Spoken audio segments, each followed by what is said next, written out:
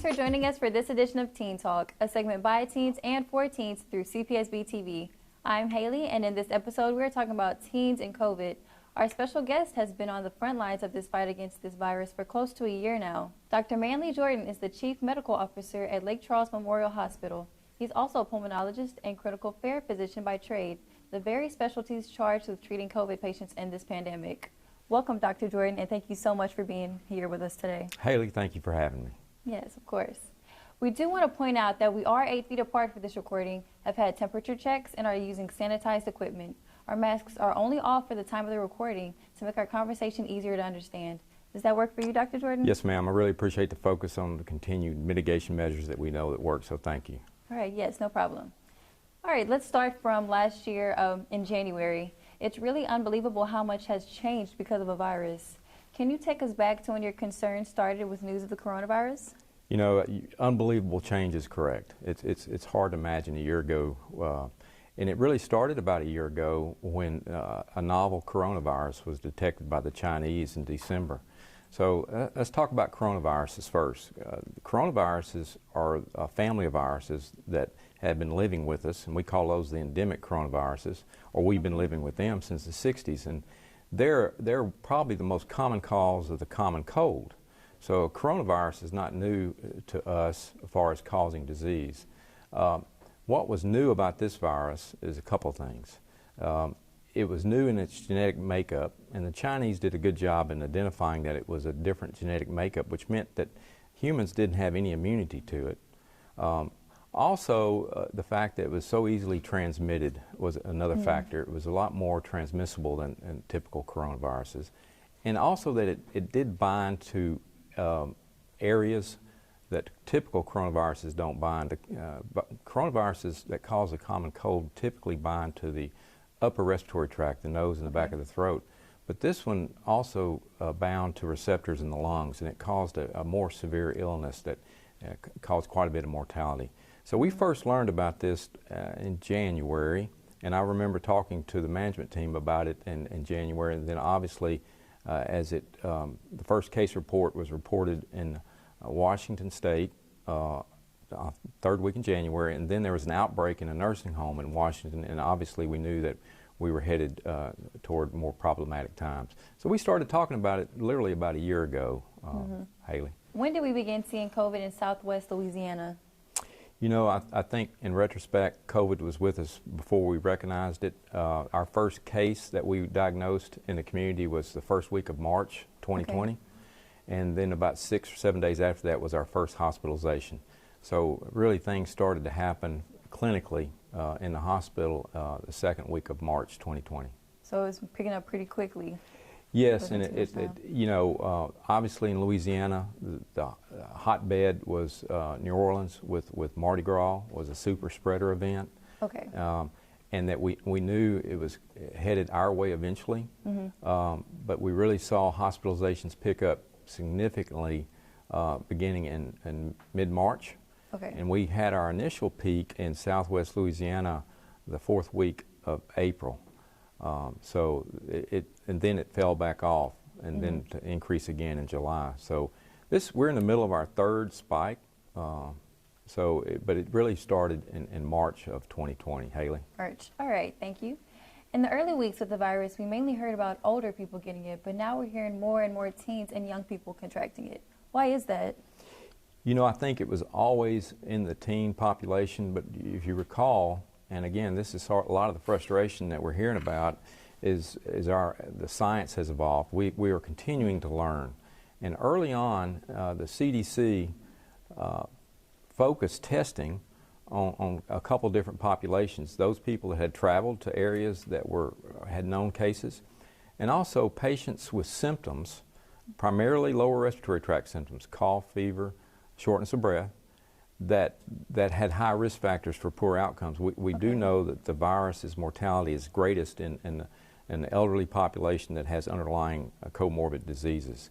The other thing that was interesting, the reason we didn't test younger people is it's a little bit of a different disease process. The way that younger people react to it, it's the immune system, and I know you'll get to that in a minute, but we just didn't test younger patients, but no question Mm-hmm. It was there from the very beginning in the younger population. We just weren't testing. Okay, I see what you're saying. All right, and does COVID affect teens differently than it does other populations? It does. It's more the response. And the curious thing about this virus is, and the question is, why do some people have no symptoms? We do know that up to a third, probably maybe as high as 40% of people infected with SARS-CoV-2, mm-hmm. they never develop any symptoms at all. And then there's a large population that have minimal symptoms, maybe a runny nose, sore throat, cough. But then there's the other spectrum. There's people that die from this, and that's real curious, and that's we don't know exactly why, but it's the immune response. Some people have an immune response that takes care of the virus, and other people can't mount an immune response, and the virus ends up causing a lot of organ damage and mortality. So the teens are the ones that are more likely not being affected by it? Teens, younger age population, definitely don't have the serious disease. Now, certainly it happens in time. You know, certainly it's reported. Mm-hmm. When the Chinese first published their reports, there was no mortality below the age of 15. And our earliest way we learned was the Chinese experience, because that's where the disease started. But we really kind of didn't focus on the young people because there wasn't any mortality reported. Obviously, as it spread, we have had mortality in all age groups, but it's a lot less likely to happen in younger people. And what can you tell us about infection rates in young people in our area? You know, the infection rates have, community percentage of infection has gone up and down. Currently, right now, it's about 12 to 14%, and that's community-wide. I mean, there's nothing unique about infection in teens versus somebody who's 80 years old, but it's about 12 to 14% now. It had dropped right before Memorial Day to less than 5%. It has gotten as high in July as high as 22%. So currently we're at about 12%, and I'm seeing some trends locally that are very hopeful. But yes, ma'am, there's very likely, if we've got 12 people in the room, one of us have got COVID. Yeah. And that's why we're taking these mitigating measures that we've talked about already. Right. All right. What are your thoughts on the COVID procedures that we are following at school, like social distancing, temperature checks, and sanitizing? You know, I don't think any one by themselves is a silver bullet, so to speak. I think when you layer them, they're very effective. I think certainly we know distancing is probably the most strongest beneficial thing that we can do. But all of them add up. Masking, sanitizing your hands, and disinfecting common touch surfaces. Cough etiquette's huge. But all these layered together certainly improve the likelihood that you won't contract the illness or you won't spread it. Right. They all hold equal weights. They're all important to follow. They are. And again, one of them by themselves is not perfect, but when you add them all up, they become very effective. All right. And something that's been confusing through all of this is how recommendations have changed. Like originally being told we don't need to wear a mask, and then now we do need to wear a mask, or quarantine for 14 days versus 10 days. Can you explain that a little bit? Yes, ma'am, and I understand the frustration, and trust me, the medical field is frustrated too, because things, and it's basically the evolution of science. Let me speak a little bit about community masking. We've known in healthcare that masking in the hospital is important. That's why a surgeon wears a mask in the operating room. It's to protect the operative field, and he's not protecting himself, but he's protecting from infecting the patient while he's doing surgery. So we've known that masking in the hospital is very important. But what was unknown and uncertain is what effect community masking had on the transmission of this virus. Yeah. And the science was very conflicting. For example, during the original SARS infection of 2002, which also was a novel coronavirus, the study on community masking showed that it did help. There was some beneficial effect of community masking at controlling the spread. But if you studied the pandemic virus, which was an influenza virus of 2009, there was science that showed that community masking didn't really help as much. But as we've learned, there's no question that we feel that community masking helps prevent the spread. And largely in part because this virus will infect people who never have any symptoms like we talked about earlier. So masking certainly will protect. If you've got it and you don't know it, you're one of the 30 3% or 40% of people who are infected with the virus and don't know it. Masking keeps you from spreading it. But also there's people with minimal symptoms that don't think they've got COVID, that they think it's just a common cold. Yeah. And so the masking really has a role in that respect. Oftentimes it's difficult to maintain physical distancing of 6 feet, and so masking also is a buffer, or it's something that helps when you can't maintain that physical distancing. But I think the frustrating thing is that over time the message has changed, and it's because we've learned more. We're continuing to learn. You got to keep in mind we're still just 10 or 11 months into this, and we've learned so many things. Right. So the science is continuing to evolve, and it's created a lot of frustration because we've not known all the answers at the beginning. Right. So just a process. You're just going through it. All right. Yes, ma'am. And since you brought it up, what would you say to a person who compares it to a cold or the flu? You know, it is a viral respiratory pathogen. It's a virus, and it does infect the respiratory tract. But so let's contrast it to the common cold. The common cold is typically caused by a group of viruses. Coronavirus probably causes 50 to 60% of the common cold, but there's other viruses like rhinovirus, adenovirus, paramyxovirus. There's other viruses that cause the common cold. And the common cold is typically a benign, doesn't cause mortality or significant what we call morbidity. It's an upper respiratory tract infection. So coronavirus, the COVID virus, we know is a lot more virulent. It attaches to receptors in the lower respiratory tract, which is the bronchial tubes and the air sacs that we call alveoli, and it causes a much more severe illness.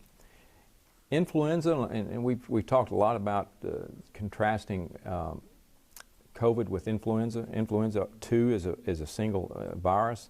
It mutates from year to year. It circulates seasonally.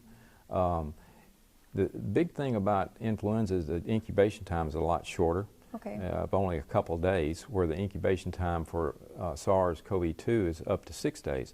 What that means, you can have the disease and can spread it for up to 6 days prior to developing symptoms. That's not typical with influenza. When you get the flu, you get sick pretty quick, and you know you've got it, and you're able to kind of remove yourself from the workforce and take those preventive measures. Also, the flu is not nearly as deadly. Year in, year out, if you look at morbidity, influenza's got a case fatality rate of about 1 in 1,000, 0.1%. We're not sure exactly where the case fatality rate for COVID is right now. It's going to be anywhere from 5 to 10 times as deadly. But so I'll think it's going to be around 1% or a little bit less, but still, that's 1 in 100 people that die from this. The big game changer in the fight against COVID is here, the vaccine. Tell us about how we can get it and if we can trust it to work. You know, the vaccine, a lot of people don't realize that vaccine has been worked on since March of 2020, and it really has been an accelerated process, but the FDA, they've gone through all the clinical stages, 1, 2, and 3, the phases, and it has been accelerated, but we have got a vaccine available, and by all the preliminary results, it's very, very effective, more than we thought. Currently, we think it's over 90, possibly 95% effective. And you know, we were hoping for something around 70, 80%, and we're getting some results that are better than we'd ever hoped for. We're giving the vaccine now to members, healthcare workers, not just on the front lines, but in clinics, and we're giving it to populations that are the most vulnerable, particularly those over the age of 70.